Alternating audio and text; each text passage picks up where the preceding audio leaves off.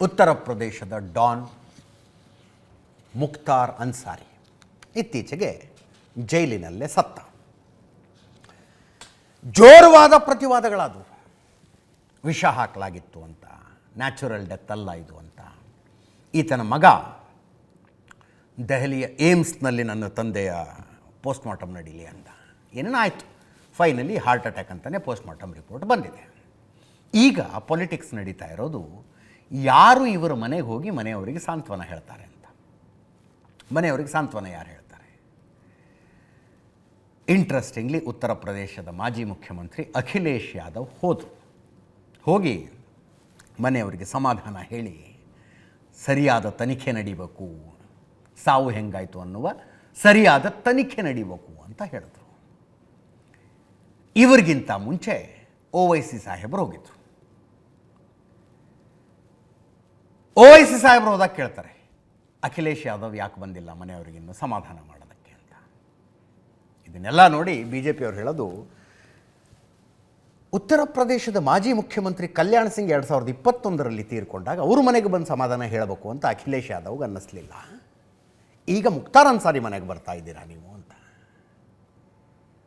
ಕೇಳಿಸ್ಕೊಳ್ಳಿ ಏನು ಹೇಳಿದ್ದಾರೆ ಅಂತ. दुख की घड़ी में मैं परिवार के सदस्यों से मिलकर के जा रहा हूं और तब बहुत ज़्यादा शॉकिंग है कि मुख्तार अंसारी ने खुद कहा कि उसको जहर दिया जा रहा है और वही बात सामने आई. हमें उम्मीद है कि सरकार सच्चाई सामने लाएगी और परिवार को न्याय मिलेगा. जब से भारतीय जनता पार्टी की सरकार आई है तब ಹೀಗೆ ವೋಟ್ ಬ್ಯಾಂಕ್ ಪಾಲಿಟಿಕ್ಸು ಅಂದರೆ ನೋಡಿ, ಉತ್ತರ ಪ್ರದೇಶದಲ್ಲಿ ಸಮಾಜವಾದಿ ಪಕ್ಷ ಮತ್ತು ಕಾಂಗ್ರೆಸ್ ಮೈತ್ರಿಯಲ್ಲಿದ್ದಾವೆ. ಕಾಂಗ್ರೆಸ್ಸಿನ ರಾಜ್ಯಾಧ್ಯಕ್ಷರು ಅಜಯ್ ರಾಯ್ ಅವರು ವಾರಾಣಸಿಯಿಂದ ಈ ಸಲ ಕ್ಯಾಂಡಿಡೇಟ್ ಕಾಂಗ್ರೆಸ್ಸಿಗೆ. ಅಜಯ್ ರಾಯ್ ಉತ್ತರ ಪ್ರದೇಶದ ಕಾಂಗ್ರೆಸ್ಸಿನ ಅಧ್ಯಕ್ಷರು. ಅವರ ಅಣ್ಣ ಅವಧೀಶ್ ರಾಯನ್ನ ಮುಖ್ತಾರ್ ಅನ್ಸಾರಿ ಹೊಡೆಸಿದ್ದ, ಮರ್ಡರ್ ಮಾಡಿದ.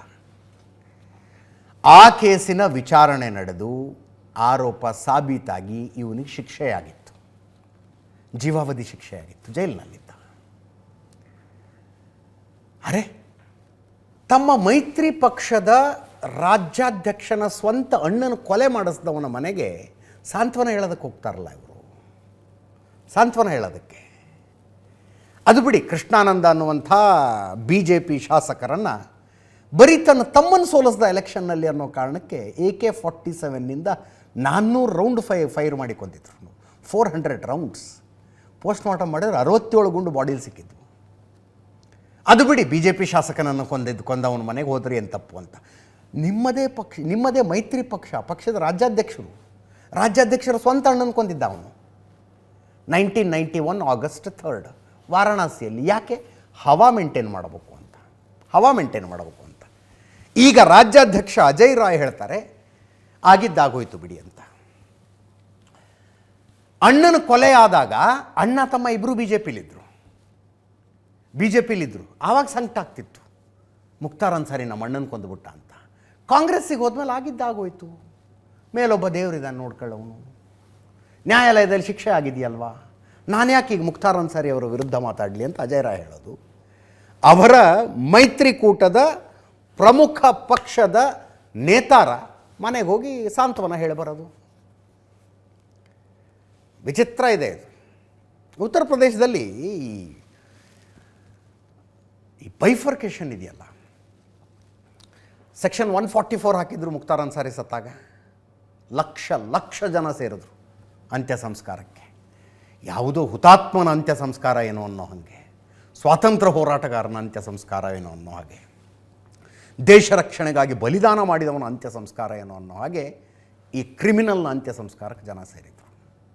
ಇದಷ್ಟೇ ಅಲ್ಲ, ಮೊನ್ನೆ ಆ 2 ಮಕ್ಕಳನ್ನು ಕೊಂದಲ್ಲ ಅವನು.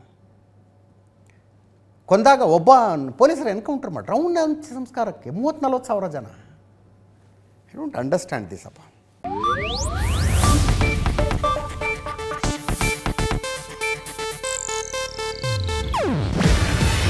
ಇದು ಏಷ್ಯಾನೆಟ್ ನ್ಯೂಸ್ ನೆಟ್ವರ್ಕ್ ಪ್ರಸ್ತುತಿ. ನೀವು ನೋಡ್ತಿದ್ದೀರಾ ಏಷ್ಯಾನೆಟ್ ಸುವರ್ಣ ನ್ಯೂಸ್.